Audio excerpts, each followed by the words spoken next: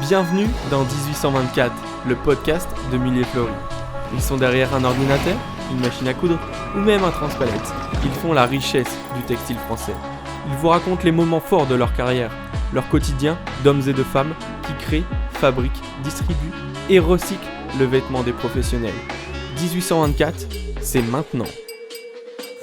Originaire de Lyon, Jacques Gindre a étudié à l'école de commerce de Saint-Étienne avant de réaliser son service militaire en tant qu'aspirant à Saumur.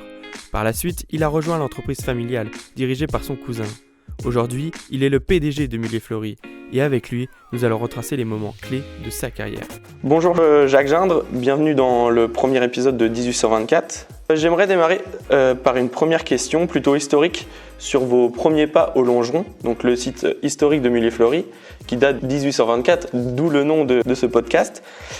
Pouvez-vous me raconter comment était l'entreprise à vos débuts en 1998 ? Alors, bonjour Léo. J'ai un souvenir très clair, très précis de ma première rencontre avec l'entreprise. La première fois, j'ai rencontré l'entreprise quand j'étais jeune chef de produit chez Tissage de Nantes, où je vendais un linge de table qui s'appelait linge de table Biza. Et j'étais venu ici 15 ans auparavant pour essayer de vendre à un confrère un linge de table qu'on importait des États-Unis. Nous le distribuions dans l'hôtellerie et la restauration. C'était pour faire un partenariat avec Mullier, pour eux le distribuer dans la collectivité et la santé. Ce qu'on a fait d'ailleurs. Et j'étais impressionné, c'est une grosse entreprise. Et voilà le souvenir que j'en avais. Puis différents échanges avec mes confrères de l'époque, qui sont devenus mes collaborateurs. Et quand je suis venu ici pour la première fois en tant que dirigeant de cette entreprise, ou futur dirigeant, j'étais impressionné.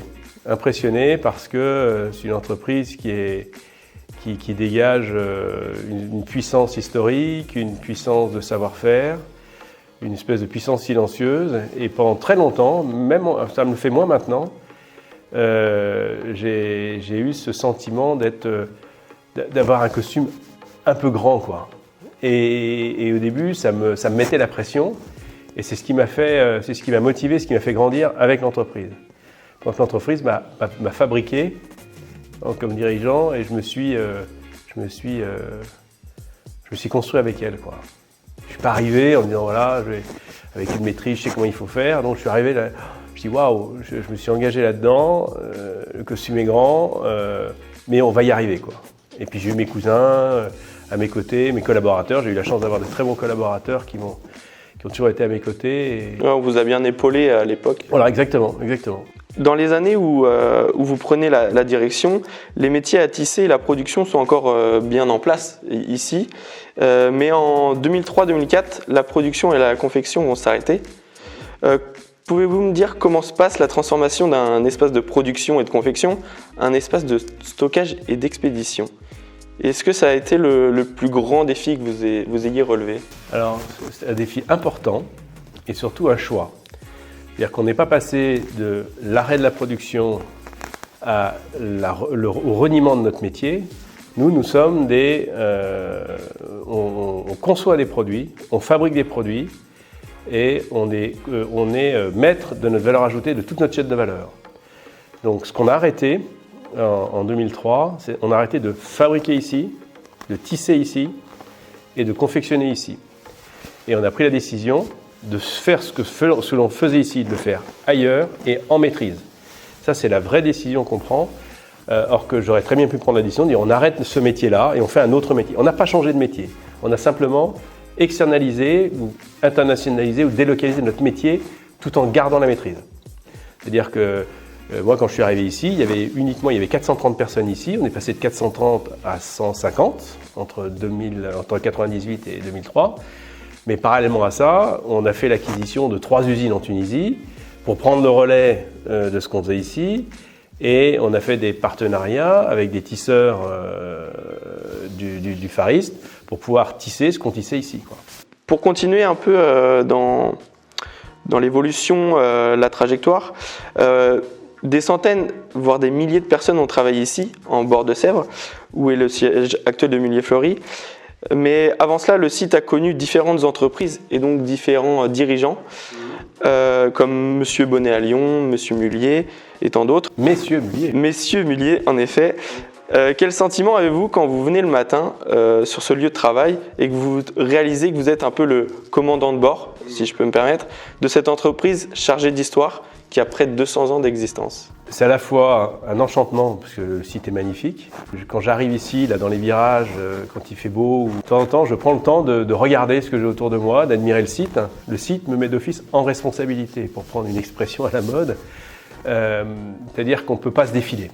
C'est-à-dire que quand on dirige une entreprise comme celle-ci, quand on est le successeur de M. Bonnet à Lyon, le successeur de Pierre Mullier, qui a été sénateur, maire du Longeron, le successeur de Régis Mullier, qui était aussi quelqu'un de très engagé sur la politique locale et une figure importante, on est investi, ce que je disais, cette espèce de costume qui vous prend et dans lequel il faut jouer son jeu et arriver à faire une partition et être le patron, son propre patron pour cette entreprise. Mais on ne peut pas se défiler. Quand on est arrivé ici, où il ne faut pas venir. Et si on vient ici, on est forcément investi de l'entreprise, elle vous embarque, quoi. Vous avez fêté les 190 ans de l'entreprise il y a quelques années. Là, on va arriver aux 200 ans. Est-ce que vous avez hâte aussi de fêter ça et de célébrer avec l'ensemble des salariés, les clients, les partenaires, les 200 ans ? Hâte, je ne sais pas, mais pour moi, ça sera une date importante. Comme les 190 ans étaient une date importante, je pense qu'on voit dans la vie des affaires, il y a beaucoup d'entreprises qui fêtent leur anniversaire. C'est 1 an, 5 ans, 10 ans, 20 ans, 50 ans pour Carrefour. Nous, on peut fêter nos 200 ans. Je pense qu'il ne faut pas passer à côté. C'est notre patrimoine, c'est notre histoire. C'est là-dedans qu'on puise notre force aussi. Et je dirais qu'on cultive nos valeurs au quotidien. Je n'ai pas hâte d'y être. Mais je sais qu'on fera le maximum pour faire quelque chose de bien et à la hauteur de l'événement. Pour continuer sur l'évolution de l'entreprise et venir au nom qu'elle porte à ce jour, en 2008, le groupe Mullier Frères fusionne avec la société Fleury de Cholet et devient Mullier Fleury. Pouvez-vous nous raconter comment cette fusion s'est faite et dans quel but ? Alors, cette fusion s'est faite parce que nos deux entreprises étaient complémentaires. Société industrielle Mullier Frères était un tisseur, industriel de la confection, dans les métiers de la santé, dans les métiers de l'industrie vis-à-vis des loueurs. Fleury était plus délocalisé et sur les métiers du prêt-à-porter, de la pièce à manche, on appelle, de la ville, de l'uniforme. C'était le fournisseur d'Air France depuis de nombreuses années. Et donc on avait des métiers qui étaient complémentaires. Et moi je ressentais que les marchés nous demandaient de plus en plus de savoir tout faire. C'est-à-dire qu'un dossier comme Air France, par exemple, pour ne pas le citer, avant faisait un appel d'offres pour les métiers de mécanicien, de maintenance, un appel d'offres pour les métiers de service. Donc, ce qui fait que Mullier était plus performant sur les métiers de service, de mécanicien et de maintenance industrielle. En revanche, sur les métiers de service, on était moins compétents, en tout cas des compétences produits. Et aujourd'hui, Air France lance un appel d'offres. RATP lance un appel d'offres. Avant, il y avait plein d'appels d'offres différents.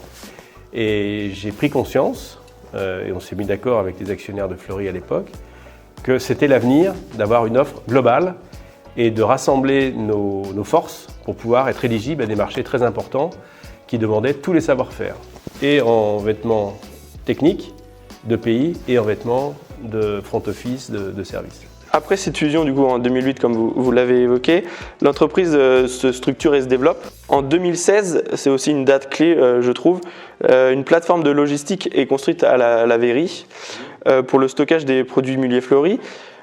Comment s'est passée l'évolution de cette société depuis la fusion et comment cet entrepôt est sorti de terre Alors cet entrepôt, il est né d'un besoin tourné client, pour améliorer le service qu'on apportait aux clients et améliorer notre compétitivité.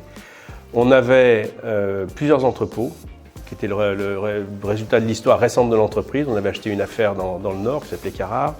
On avait une affaire dans le sud de la France qui s'appelait La Movis. Et on avait l'entrepôt de Fleury qui était en location à côté de Mortagne. Et on avait nos entrepôts ici. Donc on avait beaucoup de ruptures de charge, beaucoup de stocks déportés. Et on s'est dit donc si on rassemble ça en un seul endroit, on va faire des économies significatives et surtout améliorer notre service client. Et c'est ce qui s'est passé. Donc on a décidé de fermer le nord, ne pas donner suite au bail de Mortagne, et pareil pour la Movis, et de rassembler tout ça au même endroit, dans un entrepôt moderne, avec une capacité, on peut même doubler l'entrepôt. Aujourd'hui, on a 6 000 m², on peut monter à 12 000. On arrive à la fin de cet échange. Pour terminer ce dialogue, j'ai une dernière question et j'espère que vous allez pouvoir y répondre. Pouvez-vous nous raconter votre plus beau souvenir en carrière chez Mulliez Fleury depuis 1998 à ce jour? J'en ai beaucoup de bons. On peut en évoquer plusieurs si vous le souhaitez. C'est quand on a eu à nouveau Peugeot, quand on a eu Renault, quand on a les RATP, c'est un souvenir merveilleux, quand on m'a annoncé l'arrivée des RATP. Non, c'est des belles réussites commerciales en général. Parce que pour moi, une réussite commerciale, ça donne des perspectives à l'entreprise, quoi. Quand on décroche un très gros marché, on se dit voilà, on va pouvoir investir, on va pouvoir s'organiser, on va pouvoir grandir, on va pouvoir se développer, on va pouvoir innover. Vous voyez, par exemple là, c'est le projet Renaissance est quelque chose. Avec le recul, chaque fois que j'y pense, c'est beaucoup de plaisir. Non, on est arrivé à faire quelque chose avec 3 industriels, à la fois qui est un fournisseur, à la fois qui est un industriel qui n'est pas de notre métier, du tissage de prêt-à-porter. Mais c'est une aventure extraordinaire. Merci Jacques-Jean d'avoir pris le temps Merci Léo. de répondre à mes questions. Merci de nous avoir écoutés. Si le podcast vous a plu, abonnez-vous et partagez-le autour de vous. Laissez-nous une note et donnez-nous votre avis, cela nous aide beaucoup. 1824, le podcast de Mulliez Fleury vous donne rendez-vous toutes les 2 semaines pour un nouvel épisode. Et n'oubliez pas, faisons du textile une source de fierté.